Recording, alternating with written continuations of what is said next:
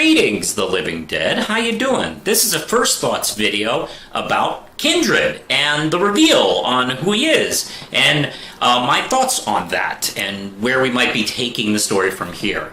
So, hey, I'm the Real Manos. I'm Justin Cristelli. I make comic books as well as talking about them, and my comic book series, The Red Knight, is an indie book that's available right now at Manos Publishing. You can find the link below. You can get all 4 issues and print and digital right now. All right. Actually, not right now. Let's talk first, and then you can get comics. Hey, we did a big thing over in The Amazing Spider-Man. Issue 50 just came out this past week, and we did finally the big reveal on who Kindred is these past 5,000 issues. And it is... Okay, you obviously knew this was going to be a spoiler, right? So if you don't want to know yet, you can click off. So yeah, I'm going to go back to the big reveal. And it is Harry Osborn. Bum, bum, bum.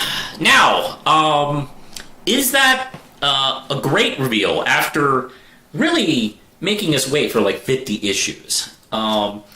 I'm going to go with yes and no. Now, I do believe it's satisfying because it does thematically work within the context of Spider-Man and his adventures and characters being brought back and forth through death. And it was built up properly because we had one main writer on this series dealing with the Kindred story, so it didn't get screwed up with clues that went in other direction. They all matched up and they all worked out. So nicely done. It does feel like maybe we took a few too many issues to get to this point. It does make me wonder if maybe this is why this book shipped twice a month. It's been bi-weekly a lot over the last couple of years. So we got to issue 50 quick.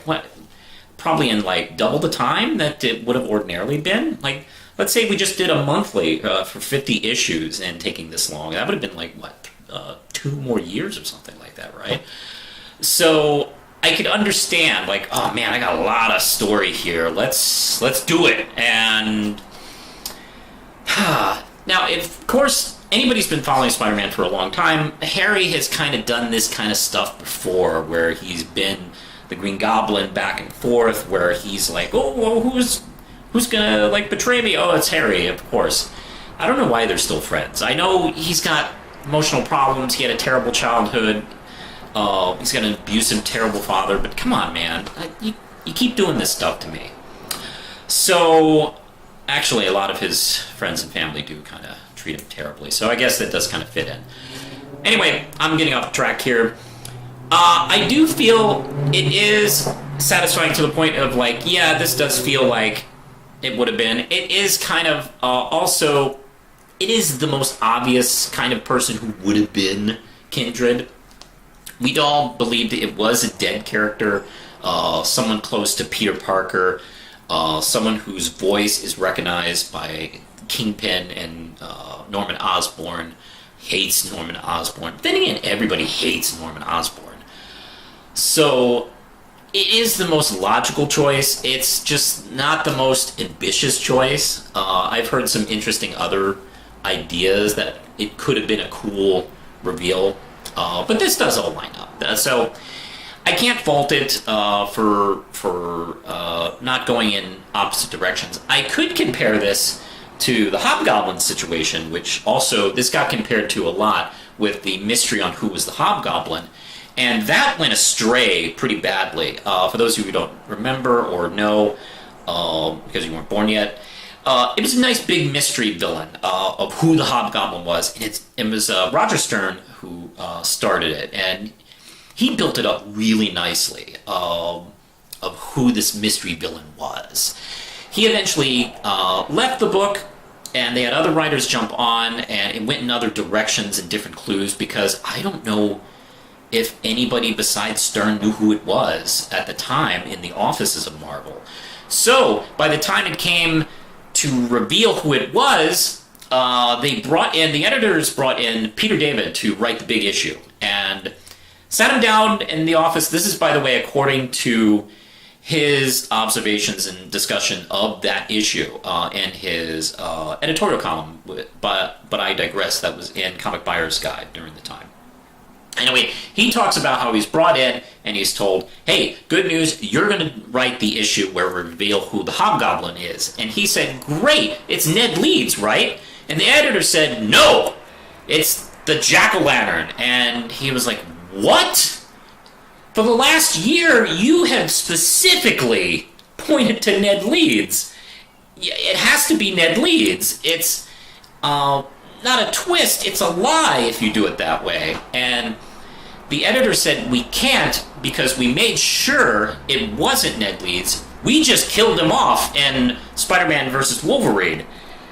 And Peter David made the case like, you can't do that. You built a case that it was Ned Leeds. You can't turn it around like that. So what he did was some real heavy lifting of retrofitting Ned Leeds into the role, and then we still got Jack-o'-lantern becoming the Hobgoblin. It was tough. And to make matters worse, that's not even who creator Roger Stern was going for. So he came back a few years later with the Hobgoblin Lives miniseries and answered, no, it was really this guy. So we avoided all that stuff. Also, DC Comics, in a related note, had a very similar problem with Armageddon 2001, where it got leaked. This is pre-internet. It got leaked who the mystery villain was, and they completely changed it. That's not a good idea. If your audience has figured it out, that's one thing. You can't change it like that just because you suspect the audience knows. Like that, not everybody knows. So I'm glad they stuck with it and went with it. Now, I think they may have stretched this mystery out, maybe just a little bit too long. And there is a issue last year, I believe it is, when Kindred confronted Norman Osborn, excuse me. And Norman knew who it was. He didn't say, but the look on his face told us, the reader, oh crap, this is someone Norman recognizes, which was a clue.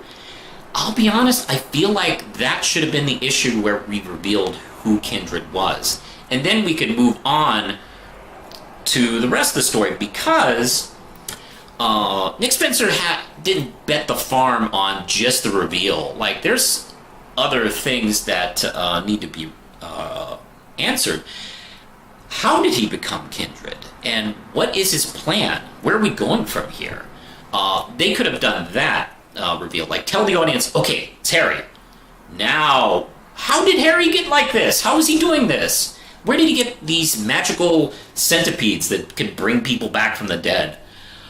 And how, he can control them and all that. That could have been the second part of the mystery.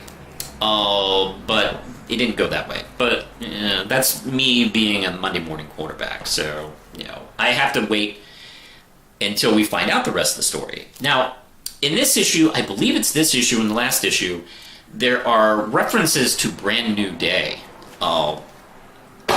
which makes me think Harry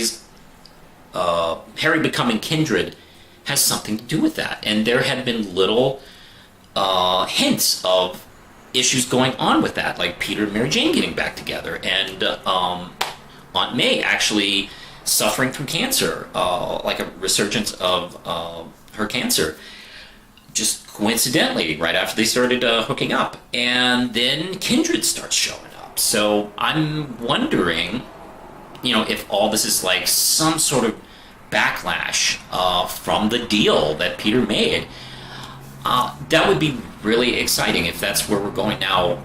How we resolve that, I have no clue which way he'll go with that. So that's really interesting. So, like I said, it's yes and no on is this reveal exciting. I think what's the most exciting is not so much Harry as Kindred, but the ramifications, and we don't know where that is yet. So I'm holding off, of course, until we get to the end.